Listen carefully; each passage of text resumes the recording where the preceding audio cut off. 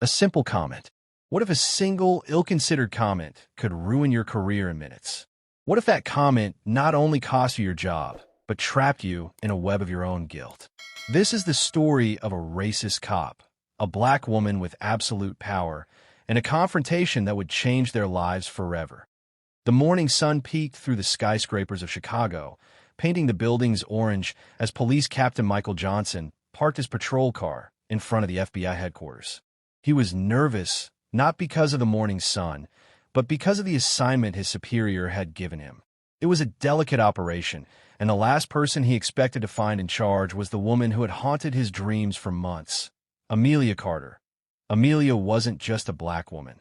She was the director of the FBI, a woman of strong character, with an impeccable track record, but in Michael's eyes, she represented the system he never understood.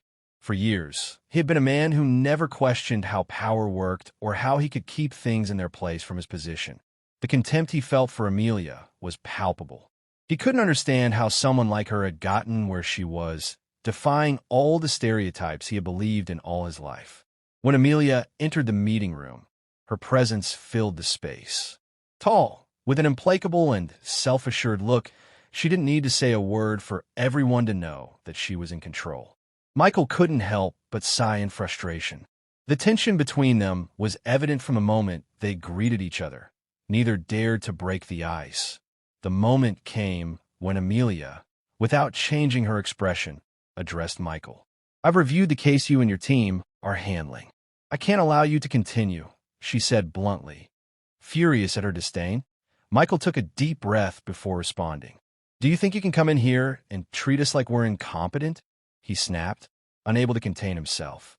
Amelia's response was cold, calculated, but direct enough to make him feel the weight of her words. "It's not about incompetence, Johnson. It's about doing things right, and you lack that capacity." An uncomfortable silence filled the room. But this time, Michael's anger transformed into something more dangerous, his pride. At that moment, something inside him broke. He couldn't let a woman, much less a woman like her, humiliate him like that. 5 minutes later, Michael Johnson's career ended. The silence that still hung in the air was dense, almost suffocating. Amelia showed no signs of discomfort, while Michael, his jaw clenched, struggled to control his rage. But his thoughts clouded, and the fury he had been accumulating for years surfaced. In a sudden movement, he took a step forward, his voice dripping with venom. "Do you really think that because of your skin color, you have the right to tell me how to do my job?" he said in an almost mocking tone. The incredulity in his words was palpable. "A woman like you, who has never had to fight for what she has achieved, is going to come and teach me, a man who has been on the streets for years, how to handle the law." Amelia, still calm, looked him directly in the eye. She didn't say anything, but her posture indicated that she wasn't going to give an inch. Michael, however, wasn't willing to let it go. The contempt he felt for her grew with each passing second. He moved even closer, barely inches from her face. "I'm not going to allow a black woman to come and tell me what to do, especially one like you, who probably only got her position because of political correctness," he spat, his breath heavy and his eyes full of fury. Amelia didn't back down, but the atmosphere became increasingly tense. The room was in absolute silence. No one dared to intervene. Michael, feeling that his words hadn't had the desired effect, took a step back, as if preparing to attack. "Don't make me get to the point where I'm forced to show you what happens when a woman thinks she can defy me," he said, his voice now deeper, his threat clear. The tension was so palpable it could be cut with a knife. "Are you going to hit me, Johnson?" Amelia asked calmly, but her voice, though soft, conveyed an imposing confidence. The challenge in her words was like a blow to him. How dare she defy him like that? Michael felt trapped between rage and the desire not to lose control. His hand clenched into a fist, and the temptation to make her pay for that audacity drove him. But then, in a moment that seemed to last an eternity, something changed. Amelia, still looking at him fixedly, began to speak with the same calm as before, but her words were more like a sentence. "You think you're invincible, Michael, But what you don't know is that power doesn't depend on violence or oppression. Power is in control, and you've already lost it. Furious and full of hate, Michael raised his hand, ready to act. But at that instant, a series of knocks on the door interrupted the tension. 3 FBI agents who had been watching from the beginning burst into the room. One of them looked at Michael with disapproval and gave him a clear signal. It was too late.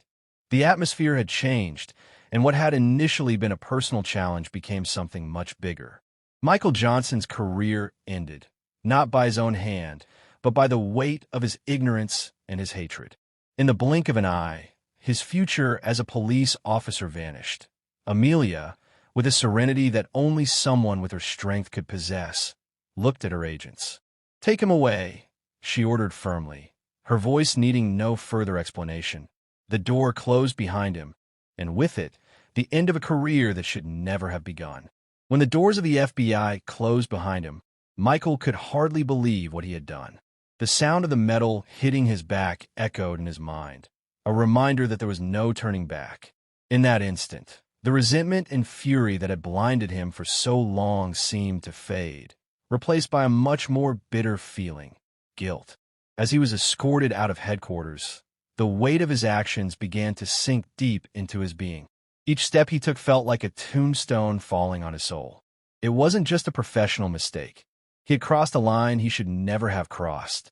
The image of Amelia, serene and implacable, invaded his mind, not with hatred, but with a look of contempt for what he had represented. At that moment, he couldn't shake the feeling that he had committed something irreparable, something much worse than a simple loss of employment. He had let his racism define him. In the days that followed, Michael couldn't escape the whirlwind of thoughts that tormented him. His career, his reputation, everything crumbled in a matter of minutes. But what really haunted him was Amelia's image, how she looked at him, not with fear, but with the certainty that he would never understand what she had had to go through all her life. That penetrating look pursued him even in his dreams, like an endless condemnation. The nights stretched on while his thoughts kept him awake, tormented. He couldn't stop thinking about what he had said, how he had tried to humiliate her, how he had threatened to hit her. The memories of those excessive words drowned him, and every time he tried to justify himself, the image of the strong woman that Amelia was stopped him, reminding him of what he had done, what he had lost. Remorse consumed him. There was no room left for excuses or pride. Michael knew that the opportunities he had lost, the dignity he had ruined, would never return. His days became an empty routine, where every stranger's gaze judged him, where every step he took felt like his past was catching up with him like an implacable shadow. Finally, after months of facing his own guilt, Michael sought the only redemption he believed possible, a letter. He wrote to Amelia, asking for forgiveness without excuses or justifications. He knew that she would never forget what had happened, but at least he hoped that she would know that somewhere in his broken soul, he deeply regretted what he had done. He didn't expect forgiveness, only that his repentance would be recognized.